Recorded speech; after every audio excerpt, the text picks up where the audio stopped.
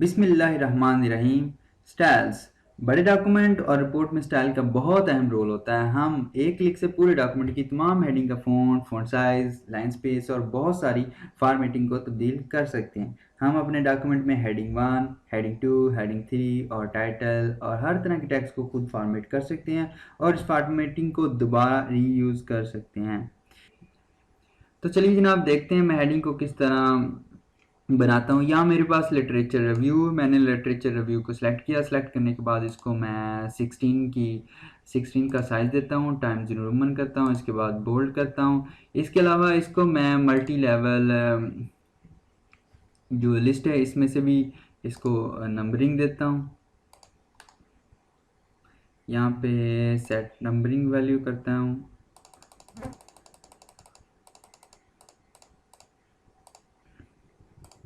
ठीक है, ये मेरे पास हेडिंग 1 बन गई है। अब मेरे पास स्टाइल्स के अंदर हेडिंग 1, हेडिंग 2, हेडिंग 3 इस तरह पहले ही लिखा हुआ आ रहा है। तो अब सबसे पहला काम क्या करना है कि इसके ऊपर क्लिक करना है। क्लिक करने के बाद हेडिंग 1 के ऊपर जाना है और update heading 1 to match selection कर देनी है। इसका मतलब ये है कि लिटरेचर रिव्यू को जो मैंने फॉर्मेटिंग दी है, इसको मैंने फॉर्मेटिंग के अंदर 16 का साइज़ दिया, टाइम्स न्यू रोमन दिया, बोल्ड दिया, इसके अलावा लाइन लेफ्ट की हुई है, इसको मल्टी लेवल की नंबरिंग दी हुई है। तो ये सारी की सारी फॉर्मेटिंग जो है मेरे पास हेडिंग 1 के अंदर स्टोर हो जाएगी और बाद में जैसे ही मुझे इसको दोबारा यूज़ करना पड़ा तो मैं इसके ऊपर क्लिक करूँगा तो वो ऑटोमेटिकली अगले टेक्स्ट के ऊपर अप्लाई हो जाएगी। नेक्स्ट मेरे पास लिटरेचर रिव्यू के बाद स्किन की सब हेडिंग आ रही है। मैं इसको सिलेक्ट करता हूँ। सिलेक्ट करने के बाद इसको 14 का फ़ॉन्ट साइज़ देता हूँ। देने के बाद इसको मैं बोल्ड कर देता हूँ। बोल्ड करने के बाद इसको मैं मल्टी लेवल लिस्ट में से इस फॉर्मेट को चूज़ करता हूँ। तो यहाँ पे ये 1 आ गई, तो इसको यहाँ पे 2.1 आना चाहिए था। इस मसले को भी अभी देख लेते हैं किस तरह सॉल्व करना है। नंबर 1 ये है कि मैं इसको हेडिंग 1 के ऊपर क्लिक करूँ। क्लिक करने के बाद मैं इंक्रीज इंडेंट कराऊँ तो ये 2.1 हो जाएगा। नंबर 2 इसके अलावा ये भी हो सकता है कि मैं इसको बैक स्पेस करूँ। करने के बाद यहाँ से फिर इंटर मार दूँ तो ये ऑटोमेटिकली यहाँ पे 3 आ जाए और यहाँ से मैं इंक्रीज इंडेंट करूँ और यहाँ फिर कीबोर्ड से मैं टैब का बटन दबा दूँ। आप जब भी टैब दबाएंगे तो वो सेकंड हेडिंग जो होगी वो कुछ गैप जो होगा, कुछ इंडेंट जो होगा वो छोड़ के आगे मूव करेगा। मैं इसको भी आपको दिखा देता हूँ किस तरह इस मसले को सॉल्व करना है। जिस तरह मेरे पास हेडिंग 1 है, हेडिंग 1 को मैं यहाँ पे और उसके बाद हेडिंग 2 है, हेडिंग 1 को मैं मल्टी लेवल इसमें नंबरिंग देता हूँ और इसी तरह इसको भी दे देता हूँ। तो जैसे मैं टैब का बटन दबाता हूँ तो ये क्या होता है कि ऑटोमेटिकली थोड़ा सा आगे मूवमेंट कर जाता है। तो अगर आप चाहते हैं जिसकी अलाइनमेंट लेफ्ट ही रहे तो इस तरह के मसले को सॉल्व करने के लिए आप पैराग्राफ के जो लॉन्चर बटन है इसके ऊपर क्लिक करेंगे। क्लिक करने के बाद मेरे पास इंडेंटेशन के अंदर बिफोर टेक्स्ट के अंदर इंडेंटेशन आ रही है 0.25 इंचेस की। मैं इसको यहाँ पे 0 कर देता हूँ। ओके के बटन के ऊपर क्लिक करता हूँ तो इस तरह मेरे पास जो इंडेंट ऑटोमेटिकली इंक्रीज हो रहा था आप इसको भी बंद कर सकते हैं। दोबारा मैं अपनी उसी फाइल के ऊपर जाता हूँ। यहाँ पे मेरे पास 2.1 हो गई थी। इस तरह मैं तीसरी हेडिंग को बनाता हूँ। तीसरी हेडिंग को मैं फ़ॉन्ट साइज 12 कर देता हूँ, टाइम्स न्यू रोमन देता हूँ, बोल्ड करता हूँ और मल्टी लेवल लिस्ट के अंदर जाके क्लिक करता हूँ तो ये उसने फिर से दोबारा 1 दे दिया। तो मैं फिर से इसको इस तरह करता हूँ तो ये 2.2 आ गया और ये होना चाहिए था 2.1.1 होना चाहिए था। ये इसकी सब हेडिंग है। ये स्किन की सब हेडिंग थी। इस तरह मैं अब स्किन के ऊपर क्लिक करता हूँ, 2.1 वाली हेडिंग के ऊपर क्लिक करता हूँ तो इसके यहाँ पे ऊपर जो मेरे पास स्टाइल के अंदर आ रहा है हेडिंग 2, इसके ऊपर राइट क्लिक करता हूँ, अपडेट हेडिंग 1, हेडिंग 2 टू मैं सिलेक्शन करता हूँ तो जो मेरे पास स्किन की फॉर्मेटिंग थी वो हेडिंग 2 के अंदर चलेगी। इसी तरह मैं इंट्रोडक्शन के ऊपर क्लिक करता हूँ और क्लिक करने के बाद हेडिंग 3 के ऊपर जाता हूँ और यहाँ पे राइट क्लिक करता हूँ, अपडेट हेडिंग 3 टू मैं सिलेक्शन करता हूँ। अब जो इंट्रोडक्शन को जो मैंने फॉर्मेटिंग दी थी, जो सारी फॉर्मेटिंग की हुई है वो हेडिंग 3 के अंदर चलेगी है। अच्छा, यहाँ पे एक और इशू आ गया थोड़ा सा नंबरिंग देते हुए। यहाँ पे नंबरिंग का जो फ़ॉन्ट साइज़ है वो उसके साथ कम नहीं हुआ, तो मैं इसको दोबारा से इस मसले को भी सॉल्व करता हूँ। तो यहाँ मेरे पास 14 का होना चाहिए था और नंबरिंग का भी जो फ़ॉन्ट साइज़ है वो 14 का होना चाहिए था। तो मैं इस तरह इसको दोबारा से अपडेट करवाता हूँ। इसी तरह यहाँ पे इसका फ़ॉन्ट साइज़ 12 का होना चाहिए था, 12 का किया और इसको फिर से अपडेट करवाया। अब इस तरह नीचे जाता हूँ, नीचे मैं ये जो है मेरे पास तीसरे दर्जे की मतलब हेडिंग 3 आ रही है, तो मैं इसको हेडिंग 3 के ऊपर क्लिक करूँगा तो ऑटोमेटिकली 2.1.1 के बाद 2.1.2 आ गई है। इसी तरह मैं यहाँ पे भी हेडिंग 3 इसको करता हूँ तो ये ऑटोमेटिकली इसकी नंबरिंग भी लग गई है, बोल्ड भी हो गया है और फ़ॉन्ट साइज़ भी बदल गया है। तो इस तरह यहाँ पे भी इसको मैं हेडिंग 3 कर देता हूँ तो ये ऑटोमेटिकली आ गई। इस काम को आप और भी फास्टली कर सकते हैं कि अगर आपके पास इस तरह टेक्स्ट लिखा हुआ है तो आप कंट्रोल दबाएंगे, कंट्रोल दबाने के बाद हेडिंग को सेलेक्ट करेंगे। इस तरह मैं हेडिंग 3 के ऊपर क्लिक करता हूँ, क्लिक करने के बाद ऑटोमेटिकली देखें कि इस तरह मेरे पास सारी की सारी जो हैं हेडिंग्स हैं वो बन चुकी हैं। मैं उन तमाम लोगों को रिकमेंड करना चाहूँगा जिनका सारा दिन एमएस वर्ड से वास्ता रहता है, जो सारा दिन एमएस वर्ड के ऊपर काम करते रहते हैं। जब भी आप मल्टी लेवल लिस्ट का इस्तेमाल करें या नंबरिंग लगाएं तो आप इस तरह सिलेक्शन ना करें, मतलब पूरी के पूरे टेक्स्ट को सिलेक्ट ना करें। आप जस्ट उसके ऊपर क्लिक करें, क्लिक करने के बाद इस तरह मल्टी लेवल लिस्ट का इस्तेमाल करें। इस तरह सिलेक्शन के अंदर और इस तरह क्लिक करने के अंदर थोड़ा सा फ़र्क होता है। जब आप इस तरह सेलेक्ट करते हैं तो अक्सर क्या होता है आपका कॉन्टीन्यूस नंबरिंग नहीं रहती। जब आप इस तरह क्लिक करके करते हैं तो इससे कॉन्टीन्यूस नंबरिंग एक बीच में तसलसल एक वास्ता रहता है पहले वाली नंबरिंग से। तो और सेकंड नंबर पे ये है कि अगर मैंने इस तरह की नंबरिंग लगानी होती तो मैं किस तरह लगाता। मुझे पता है कि लिटरेचर रिव्यू और 2 की मल्टी लेवल लिस्ट आनी है और उसके बाद 2.1 की आनी है, 2.1.1 आना है यहाँ पे। तो मैं इन सबको सिलेक्ट करता, सिलेक्शन के बाद मैं यहाँ मल्टी लेवल लिस्ट के अंदर जाता, यहाँ पे इस फॉर्मेट के ऊपर क्लिक करता। तो यहाँ इसको मैं पहले डिलीट कर देता हूँ जो मल्टी लेवल लिस्ट उन्होंने लगाई हुई है। उसके बाद यहाँ पे 2 के ऊपर क्लिक करता हूँ तो ये टैब दबाया 1.1 आ गया। ये फिर से इसको 2 दफ़ा टैब दबाया 1.1 आया और लिटरेचर रिव्यू के जाके ऊपर सेट नंबरिंग वैल्यू करता हूँ तो ये 2 आना चाहिए था। तो इस तरह ये 2.1 होगी, फिर नीचे वाली हेडिंग 2.1.1 होगी। फिर इन सब को मैं सेलेक्ट करता हूँ, सिलेक्शन के बाद मैं पैराग्राफ के लॉन्चर बटन पर क्लिक करता हूँ। यहाँ पे भी फॉर टेक्स्ट में भी 0 टाइप कर देता हूँ, यहाँ नन करके भी 0 कर देना। तो ये मेरा तरीक़ेकार होना था अगर मैं यहाँ पे किस तरह काम करता। तो अभी मज़ीद आपको एक और भी जिन में चीज़ आ गई वो भी बता देता हूँ। जिस तरह अक्सर लोगों ने मैनुअल नंबरिंग लगाई होती है, जैसे यहाँ पे लगी हुई मैनुअल नंबरिंग लगाई हुई है, तो इसका कैसे पता चलता है। तो जैसे ही मैं सिलेक्ट करूँगा तो सिलेक्शन के साथ ही नंबरिंग भी सिलेक्ट हो जाएगी। तो इसका मतलब है कि ये जिस भी स्टूडेंट ने नंबरिंग लगाई हुई है, ये मैनुअल लगाई हुई है, उसने खुद लिखा हुआ है 2.1 2.1.1 मैनुअल कीबोर्ड से साथ ही टाइप किया हुआ है। ऑटो नंबरिंग मतलब नहीं लगाई हुई। तो मैं इसको सिलेक्ट करता हूँ। तो अच्छा, अभी मैं आपको नंबरिंग भी लगा के दिखाता हूँ। इसको मैं इस तरह यूज़ करता हूँ। तो अब मैं जैसे ही सिलेक्ट करता हूँ तो देखें जो उसकी मैनुअल लगी हुई थी वो साथ सेलेक्ट हो गई है, जो मैनुअल नहीं लगी थी ऑटो लगी हुई है वो साथ में सेलेक्ट नहीं हुई। तो जो ऑटो लगी हुई थी उसको सिलेक्शन का क्या तरीकाकार होता है, उसके ऊपर क्लिक करना होता है। क्लिक करने के बाद हम देखेंगे कि वो नंबरिंग सेलेक्ट हो गई है। तो मैं इस नंबरिंग का भी यहाँ पे फ़ॉन्ट साइज़, कलर शलर, यहाँ इसकी भी फॉर्मेटिंग कर सकता हूँ। इस तरह नेक्स्ट जब आपने टेबल ऑफ कंटेंट बनाना है तो स्टाइल आपके पास काफ़ी मावन साबित होंगे, आपके लिए काफ़ी हेल्पफुल होंगे। इसके अलावा कल को अगर आपका सुपरवाइज़र, आपका बॉस आपसे कहता है कि जो आपने हेडिंग 3 बनाई हुई है इसका फ़ॉन्ट साइज़ 12 नहीं 14 का होना चाहिए था, इसका कलर ब्लैक नहीं ब्लू होना चाहिए था, इसकी नंबरिंग नहीं होनी चाहिए, कुछ भी इस तरह की कोई चेंजिंग करनी है तो वो आपके एक क्लिक के ऊपर ही होगी। तो तरीकाकार क्या है कि आपने सिर्फ हेडिंग 3 के ऊपर जाना है, राइट क्लिक करना है, मॉडिफाई के ऊपर क्लिक करना है। मॉडिफाई क्लिक करने के बाद आपने यहाँ पे यहाँ फ़ॉन्ट साइज़ मैं तब्दील करके दिखाता हूँ। तो 14 का करना है तो 14 का करने के बाद ओके के ऊपर क्लिक करता हूँ। तो अब जितनी मेरे पास डॉक्यूमेंट के अंदर हेडिंग 3 आ रही थी उनका ऑटोमेटिकली जो फ़ॉन्ट साइज़ है वो 14 का हो चुका है।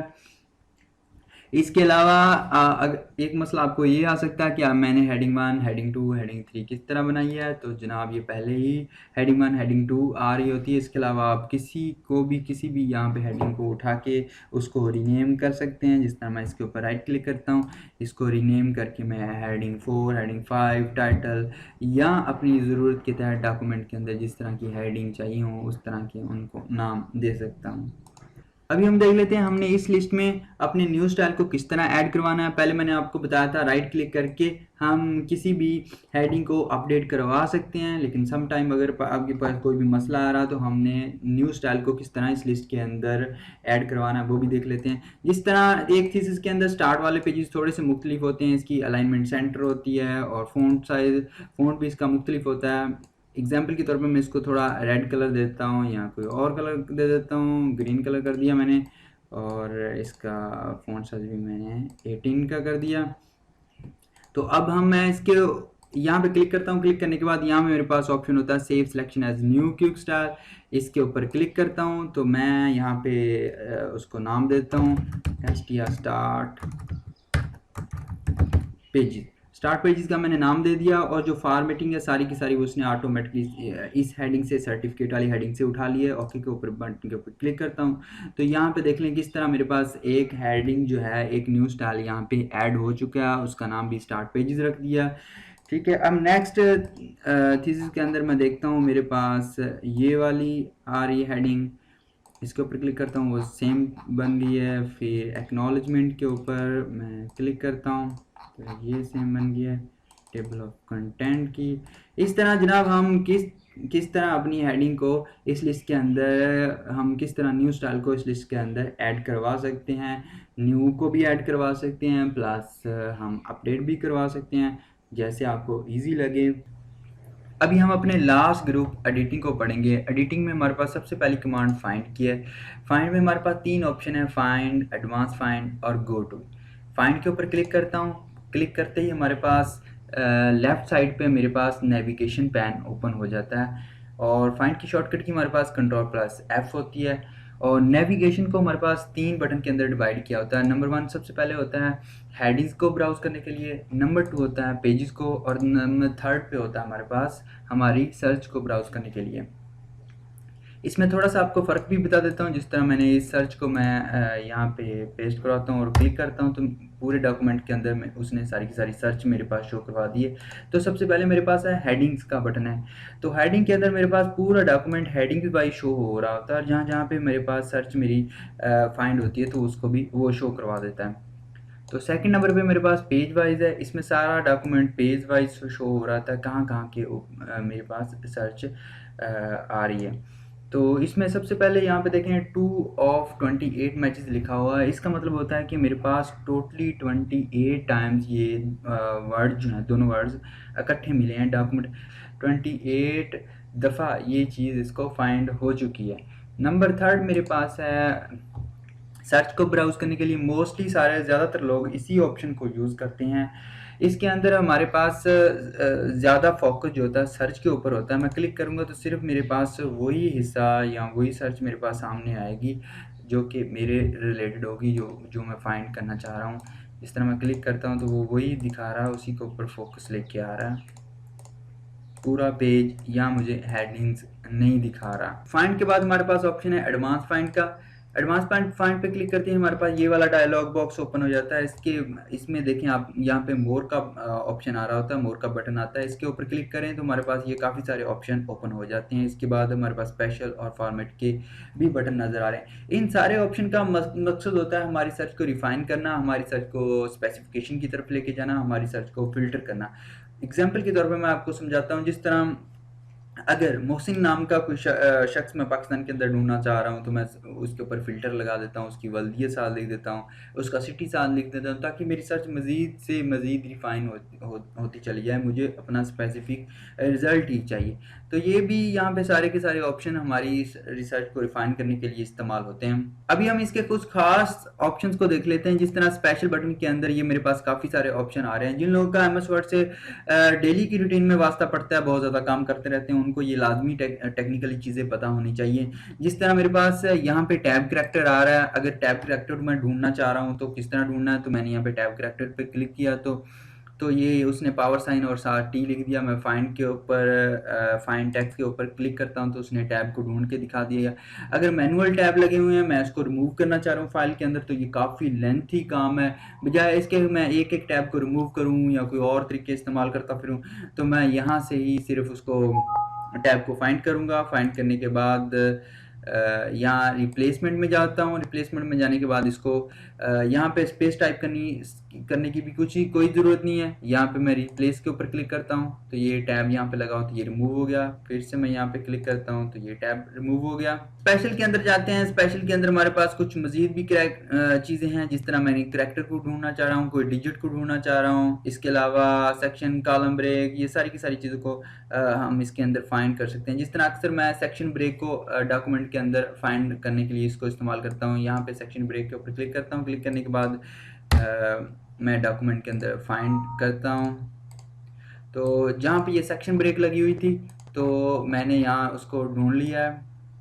पहला तरीका था इसका कि मैं सेक्शन ब्रेक को किस तरह फाइंड करता, मैं शो एंड हाइड के ऊपर क्लिक करता और पूरे डॉक्यूमेंट के अंदर 1 बाय 1 पेज को देखता रहता कि कहाँ पे सेक्शन ब्रेक आ रही है, तो तब मैं इसको रिमूव करता। क्योंकि स्टूडेंट्स ने अक्सर सेक्शन ब्रेक का गलत इस्तेमाल किया होता है। एक पेज के ऊपर 4-4 दफ़ा लगाई होती, नज़र तो नहीं आ रही होती, लेकिन वो इस तरह बार बार क्लिक करने से ज़्यादा बार सेक्शन ब्रेक लगी होती है और पूरे डॉक्यूमेंट के अंदर कई दफ़ा सेक्शन ब्रेक लगी हुई थी। उसका इफेक्ट क्या होता है कि जैसे ही एक पेज को फॉर्मेट किया जाता है, या इससे प्रॉब्लम ये होता है कि जब भी हम फॉर्मेटिंग करते हैं अपने डॉक्यूमेंट को, तो उसका इफेक्ट सेक्शन ब्रेक के बाद नहीं होता। मतलब अगर मैं यहाँ से मार्जिन को सेट करता हूँ, पेज को पोर्ट्रेट या लैंडस्केप करता हूँ, तो उसका इफेक्ट जो होगा वो नेक्स्ट पेजेस पे नहीं आएगा। यहाँ पे मैं ये भी बताता चलूँ सेक्शन ब्रेक को किस तरह रिमूव करना है। सेक्शन ब्रेक को रिमूव करने का एक आसान सा तरीका होता है कि मैं इसके लेफ्ट पे क्लिक करूँ एंड लेफ्ट पे क्लिक करने के बाद मैं कीबोर्ड से डेल का बटन दबा दूँ। डेल का बटन दबाते ही आपकी सेक्शन ब्रेक जो होगी वो रिमूव हो जाएगी। नेक्स्ट मेरे पास फॉर्मेट का बटन है। फॉर्मेट बटन के अंडर हम काफ़ी कुछ फॉर्मेटिंग से रिलेटेड डॉक्यूमेंट के अंदर तलाश कर सकते हैं। जिस तरह एग्जांपल के तौर पे मैंने डॉक्यूमेंट के अंदर एरियल का फ़ॉन्ट लगाया और मुझे नहीं पता एरियल का फ़ॉन्ट कहाँ कहाँ पे लगा हुआ है, तो उसको तलाश करने के लिए बिल्कुल आसान सा तरीका है। यहाँ पे फॉर्मेट के बटन के अंदर मैं फ़ॉन्ट के ऊपर क्लिक करूँ। क्लिक करने के बाद यहाँ पे मैं एरियल के फ़ॉन्ट को चूज़ करता हूँ, ओके के बटन को क्लिक करता हूँ और फाइंड नेक्स्ट के ऊपर जैसे ही क्लिक करूंगा तो वो मुझे बता देगा कि कहाँ कहाँ के ऊपर हमारे पास एरियल फ़ॉन्ट लगा हुआ है। तो मैं यहाँ पे दिखा भी देता हूँ। जैसे ही मैं यहाँ पे क्लिक करता हूँ तो यहाँ पे देखिए एरियल फ़ॉन्ट और 9 का लगा हुआ है, फ़ॉन्ट साइज़ लगा हुआ है। इसके अलावा फ़ॉन्ट साइज़ भी आप फाइंड कर सकते हैं। यहाँ पे नो फॉर्मेटिंग है, मैं इसके ऊपर क्लिक करता हूँ, अपनी फॉर्मेटिंग को क्लियर करवा देता हूँ ताकि मैं नेक्स्ट कोई और सर्च कर सकूँ। इसके अलावा मेरे पास टैब्स, स्टाइल्स, हाइलाइट्स, इन चीज़ों को भी हम फाइंड कर सकते हैं। जिस तरह स्टाइल्स के अंदर जाता हूँ, मैं स्टाइल्स के अंदर जाता हूँ और यहाँ पे मैं अपनी हेडिंग 1 जो है उसको तलाश करने की कोशिश करता हूँ। ओके के बटन के ऊपर क्लिक करता हूँ। क्लिक करने के बाद मैं फाइंड नेक्स्ट करता हूँ तो मेरे पास जो हेडिंग 1 होगी वो फाइंड हो जाएगी। कहाँ कहाँ पे मेरे पास डॉक्यूमेंट के अंदर हेडिंग 1 आ रही है। हमारे पास ये रिप्लेस का ऑप्शन है। नेक्स्ट रिप्लेस का ऑप्शन की मदद से हम एक टेक्स्ट को दूसरे टेक्स्ट के साथ रिप्लेस कर सकते हैं। इसकी अक्सर डॉक्यूमेंट के अंदर ज़रूरत पड़ती रहती है। इसको हम कुछ टेक्निकली देख लेते हैं। जिस तरह मेरे पास ये डॉक्यूमेंट कुछ टेक्स्ट विकीपीडिया से लिया हुआ है। विकीपीडिया से जैसे लिया है उसके अंदर रेफरेंसेस आ रहे हैं। स्टूडेंट्स को इन रेफरेंसेस को रिमूव करने की ज़रूरत पड़ती है और ये रेफरेंसेस होते भी काफ़ी तादाद के अंदर। जिस तरह हर दूसरी तीसरी लाइन के अंदर ये रेफरेंसेस आ रहे हैं। जिस तरह ये सारे रेफरेंसेस, और सभी लोगों को इनको मैन्युअल रिमूव करना पड़ता है। इस तरह का काम हम आसानी के साथ रिप्लेस के ऑप्शन से कर सकते हैं, जिस तरह मैं यहाँ पे आपके सामने करके दिखाता हूँ। इसके लिए सबसे पहले आपने यहाँ पे यूज वाइल्ड कार्ड के चेक बॉक्स के ऊपर आपने क्लिक करना है। इसका मतलब होता है स्टैटिक, वाइल्ड कार्ड का मतलब होता है स्टैटिक, क्वेश्चन मार्क वगैरह। इनकी मदद से हम अपनी सर्च को रिफाइन करते हैं, फिल्टर करते हैं। तो आपने यहाँ पे चेक लाजमी लगाना है, क्लिक करना है। क्लिक करने के बाद मैं यहाँ पे फॉरवर्ड स्लैश डालता हूँ, यहाँ पे ब्रैकेट डालता हूँ, यहाँ पे 2 क्वेश्चन मार्क देता हूँ, यहाँ पे फिर मैं फॉरवर्ड स्लैश और ये ब्रैकेट को क्लोज करता हूँ। तो यहाँ पे क्वेश्चन मार्क इसलिए मैंने दिए हुए हैं कि 2 जो डिजिट का मेरे पास रेफरेंस होगा। जिस तरह यहाँ पे 24 लिखा हुआ है, यहाँ पे 38 लिखा हुआ है कुछ, तो यहाँ पे 21 और 22 लिखा हुआ है, सारे के सारे 2 डिजिट के अंदर चल रहे हैं। उसके बाद आपने रिप्लेस ऑल के ऑप्शन को चूज़ करें और यहाँ पे 21 जो मेरे पास रेफरेंसेस थे वो रिमूव हो चुके हैं। तो इस तरह का काम आप इजीली कर सकते हैं। अक्सर वेबसाइट से डेटा कॉपी करते वक्त हमें ये मसला भी आता है कि डेटा को पेस्ट करते ही वो काफ़ी लाइनों में आ जाता है। जिस तरह ये मैंने खुद यहाँ पे इंटर लगाए हुए हैं, इस तरह इंटर बहुत ज़्यादा लगे होते हैं और छोटी लाइनें जो होती हैं वो यहाँ पे आई हुई होती हैं। इस मसले को सॉल्व करने के लिए पहला तरीकाकार ये है कि हम मैनुअली इस तरह काम को करें और यहाँ पे इंटर को लगे हुए इंटर को ख़त्म करें। इसके अलावा आप इसको बहुत आसानी के साथ रिप्लेस के ऑप्शन से भी कर सकते हैं। और सबसे पहले तो ये चेक करें कि क्या यहाँ पे इंटर लगे हैं। उसके लिए शो एंड हाइड के ऊपर क्लिक करें तो आपको यकीन हो जाएगा यहाँ पे इंटर ही लगे हुए हैं। तो इस तरह के मसले को सॉल्व करने के लिए मैं यहाँ इतने टेक्स्ट को सिलेक्ट करता हूँ और इसके इन सारे टेक्स्ट के इंटर को जो लगे हुए हैं उनको रिमूव करने के लिए, एक साथ रिमूव करने के लिए मैं रिप्लेस के ऑप्शन में जाता हूँ। यहाँ पावर साइन और पी इंटर करता हूँ और रिप्लेस विद में मैं सिर्फ खाली स्पेस इंटर कर देता हूँ। यहाँ पे मैं रिप्लेस ऑल कर देता हूँ।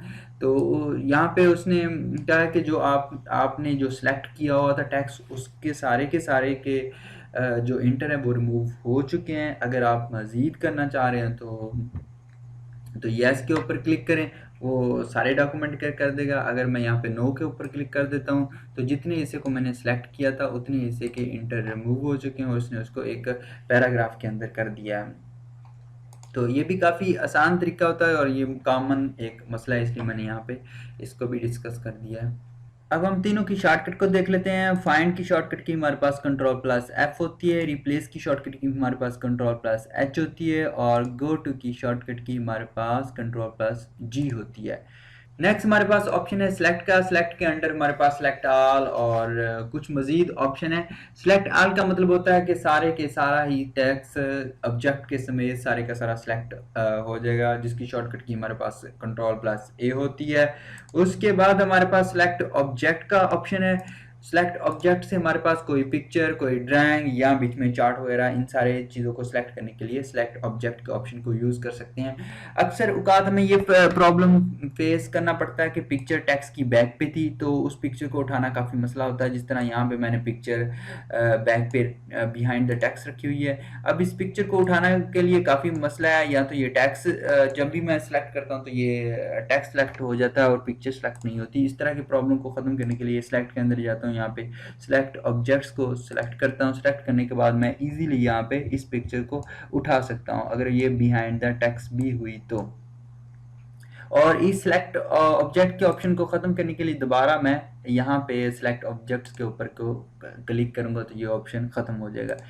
नेक्स्ट हमारे पास है select text with similar formatting. Similar formatting से मुराद एक ही तरह की फॉर्मेटिंग। जिस तरह हमने हेडिंग 1 को डिज़ाइन किया था तो सारे डॉक्यूमेंट के अंदर हेडिंग 1 की सेम ही फॉर्मेटिंग है। उस सारी हेडिंग्स को उठाने के लिए मैं इस ऑप्शन को यूज़ कर सकता हूँ, select text with similar formatting.